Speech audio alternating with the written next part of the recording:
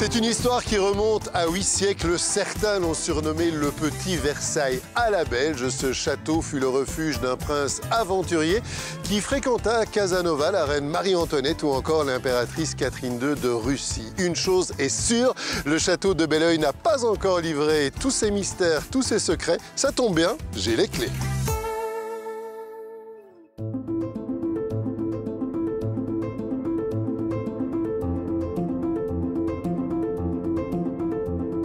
Dès qu'on arrive dans la cour intérieure, on est frappé par l'harmonie des proportions et par l'élégance de l'architecture. Et pourtant, ce château en a connu des aventures depuis sa création. C'est bien simple, son histoire se perd dans la nuit des siècles. Le domaine de Belleuil n'a pas toujours été le château que nous connaissons aujourd'hui. Il commença par être une robuste forteresse médiévale flanquée de 4 tours rondes. Aujourd'hui encore, les douves rappellent ce passé mouvementé. Puis, au fil du temps, Belleuil est devenu un modèle de château d'agrément. Un grand manoir dont le destin se confond étroitement avec celui d'une famille, la famille de Ligne. Qui mieux que Michel, le 14e prince de Ligne, peut nous parler de sa famille? Merci de nous accueillir chez vous. Si vous deviez définir un trait de caractère de votre famille, les Ligne en particulier, quel serait-il? Elle aime sa région, elle aime les gens qui y habitent, elle aime son histoire aussi de la région. Et bon, elle est originaire de 8 km d'ici, d'un petit village qui s'appelle Ligne. On est là, encore une chance incroyable, pour pouvoir mettre et donner le maximum de messages culturels au maximum de personnes qui acceptent de venir visiter l'endroit et s'y trouver bien. En 2020, c'est quoi la vie de château? Est-ce que ça veut encore dire quelque chose aujourd'hui? Je crois que c'est une responsabilité énorme de la part de chaque génération, des futurs encore, évidemment, de pouvoir continuer à faire passer un message culturel à tous, à tout le monde, à tous ceux qui sont invités à passer quelques heures ici. Il y a un message de convivialité, d'accueil humain, difficilement définissable. L'histoire de la famille ressemble à celle de la Belgique. Compliquée, mouvementée et souvent romantique. Au fil du temps, les Lignes ont servi les comtes de Hainaut, les rois de France, les ducs de Bourgogne, les rois d'Espagne, les empereurs d'Autriche et bien sûr, les rois des Belges. Et parmi tous ceux qui ont aimé ces murs, il est un nom qui a marqué l'histoire. Une véritable fierté liée à l'incroyable destin de Charles-Joseph, 7e prince de Ligne. Difficile de résumer l'homme en quelques mots. Diplomate de haut vol, il a parcouru l'Europe. Le prince a fréquenté les cours et rencontré les souverains. Et alors ici, vous avez une véritable galerie des portraits des grands souverains. On croise Catherine II de Russie qu'on avait déjà vue, mais aussi Marie-Thérèse et Marie-Antoinette. Et Marie-Antoinette, tout à fait. En fait, Marie-Antoinette, Charles-Joseph la connaissait à l'époque où il était à Vienne. Ouais. Il allait souvent et soudain, la voilà donc à Paris. Alors, il a été évidemment la voir assez souvent, il la voyait s'entendre à merveille avec elle aussi, parce qu'elle retrouve quelqu'un qu'elle connaissait déjà à Vienne avant de venir à Paris. C'est un homme qui avait des tas de talents et qui va être une sorte d'ambassadeur. On va le voir d'ailleurs dans les appartements privés qu'il a occupés ici au château de Belleuil. On va chez lui, on va absolument. Découvrir ça. Voilà. Et en fait, c'est un homme de cour également, et c'est un charmeur. Et finalement, Marie-Thérèse d'Autriche, qu'il adore, trouve qu'il est un petit peu polisson, qu'il est un petit peu léger à la cour, et donc on a peine à croire que cet homme puisse être un grand général. Ça le dessert, si vous voulez, ces talents qu'il a à plaire à tous. Il est beau? Il est très beau, il est grand, il est beau. On dirait aujourd'hui c'est presque un bellâtre.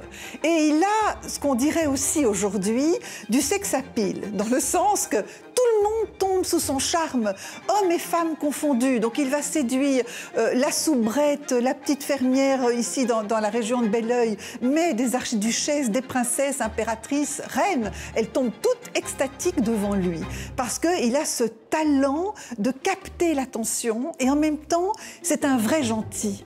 C'est un homme qui ne veut pas faire de mal autour de lui. Et donc même son épouse, qui sera peut-être la femme la plus trompée qui soit, mais lui pardonne tout parce qu'il est craquant.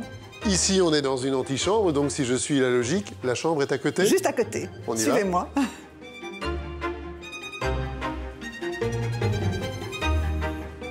Pourquoi tenait-il particulièrement à cet endroit, à cette chambre? Il adorait cette chambre qui était située à un angle du château, qui lui permettait de voir les jardins à la française et les jardins à l'anglaise que lui a conçus. En fait, Charles-Joseph de Ligne va reprendre l'œuvre paternelle. Son père était un homme qui avait véritablement élevé les jardins de Belleuil à un niveau absolument inégalé dans nos provinces. Et Charles-Joseph, quand il revient à Belleuil et quand il hérite de Belleuil à 31 ans, s'attelle au jardin à l'anglaise. Et donc, vous avez un angle ici, on peut apercevoir les deux jardins.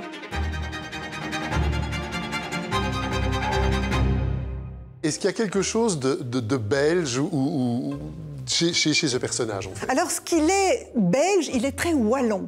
En fait, il a un contact extraordinaire avec ses soldats. Il est colonel de son régiment. C'est une époque où on a beaucoup, en fait, de soldats qui sont payés, qui sont des mercenaires. Lui, il dit, avec mes soldats, je parle vrai. Et donc, il va proférer, de temps en temps, un petit juron bien placé et se rendre éminemment sympathique. Je dirais que ces wallons le suivraient jusqu'à la mort, parce que Charles-Joseph est très hardi au combat. Et donc, il faut le voir véritablement comme un personnage très attaché à cette région de Wallonie. Le prince Charles-Joseph a été inhumé à Vienne, mais son souvenir est toujours très présent ici, dans ce château. Un château qui recèle d'innombrables pépites, dont un trésor particulier que va nous faire découvrir son propriétaire. Monseigneur, on est ici dans un endroit extraordinaire, une bibliothèque, on l'a compris, mais quelle bibliothèque? Combien de volumes au total? Il y a 20 000 volumes dans cette bibliothèque et elle représente en fait toute la formation des différentes générations de la famille.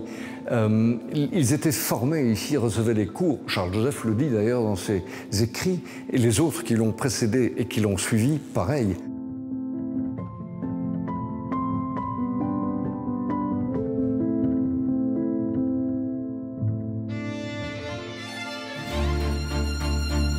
Ces photos sont incroyables. Donc on est au début du siècle, du XXe siècle, et voilà qu'un gigantesque incendie se déclare dans le château.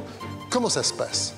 L'horreur totale. Ça commence à 1 h du matin et ça a eu le temps de consumer l'entièreté du château. Et chose extraordinaire et qui montre de nouveau les échanges avec toute la population et tout le monde, les villageois, l'ensemble de la population donc, de Belleuil est venu immédiatement. Donc tout le monde rentre dans le château, c'est le branle-bas de combat général, les fenêtres sont ouvertes de tous les côtés et on jette tout. Il y avait de l'herbe partout, beaucoup plus d'herbe, et les gens récupèrent les objets de tous les côtés. On descend ça comme on peut, hein, quand tout brûle, quand c'est un brasier, et les gens ont récupéré la plupart des objets, ramenés chez eux, et 6 ans après, quand l'endroit a été reconstruit, comme on le voit maintenant, tout est revenu et a repris sa place.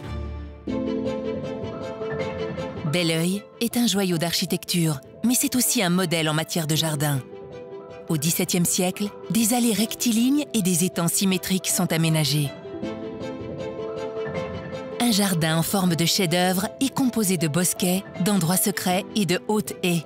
Sans oublier, bien sûr, le grand bassin aux dimensions véritablement royales. Le jardinier Éric Caillot veille depuis plus de 30 ans sur ce joyau. Comment ça se passe quand on est jardinier de Belleuil? Une semaine normale, j'ai envie de dire. Quelles sont les tâches vraiment à côté desquelles on ne peut pas passer? Une fois par semaine, toutes les semaines, c'est la tonte. Donc ça, on ne rate jamais une semaine, quoi. Sauf par temps vraiment très chaud, canicule, comme on a pu avoir. Ou alors, on laisse passer une semaine.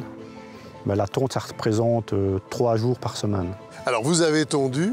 Qu'est-ce qu'il reste à faire du reste de la semaine? Il y a 3 jours de tonte et il reste encore... il reste 2 jours. Voilà, pour, 2 jours, oui. 2 jours pour faire la taille des haies.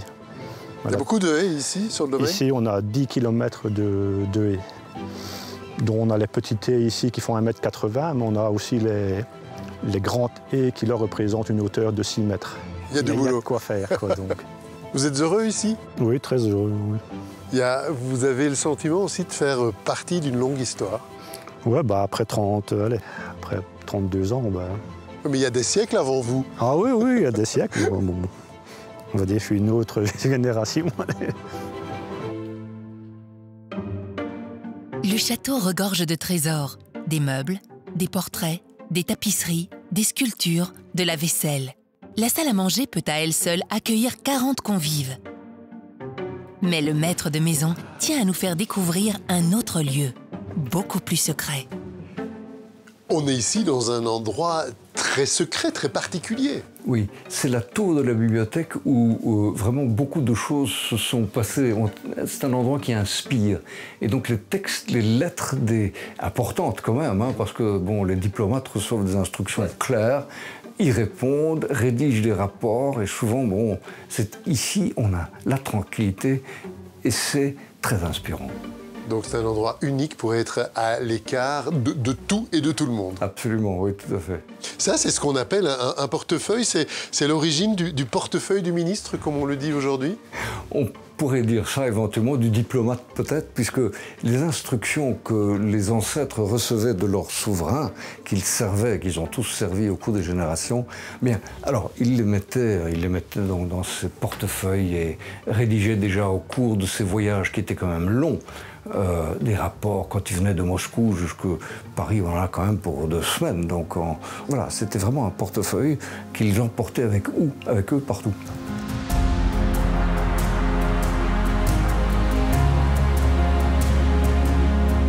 Découvrir Belleuil, c'est cueillir un joyau de notre patrimoine. Mais attention, hein, ce château n'est pas un musée, c'est une demeure familiale dont nous sommes invités à partager l'intimité. Je vous donne rendez-vous très bientôt pour d'autres visites, car vous le savez, j'ai les clés.